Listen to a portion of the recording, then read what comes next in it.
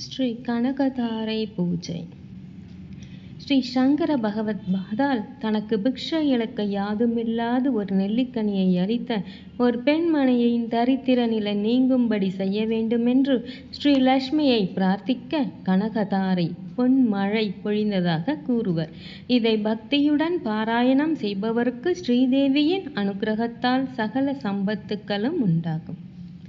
அங்கம் ஹரேகி புலகபூஷணமாஸ்ரயந்தி பிருங்காங்கனேவ முகுலாபரணம் தமாலம் அங்கீகிருதாகில விபூதி அபாங்கலீலா மாங்கல்யதாஸ்து மம மங்கள தேவதாயாः முக்தா முகுர்விததி வதனே முராரேः பிரேமத்ரபா பிரணிஹிதானி கதாகதானி மாலாத்ரிஷோர்மதுகரீவ மகோத்பலேயா சாமே ஸ்ரீயம் திஷத் சாகர சம்பவாயாः ஆமீலிதாக்ஷி மதிகம்ய முதா முகந்தம்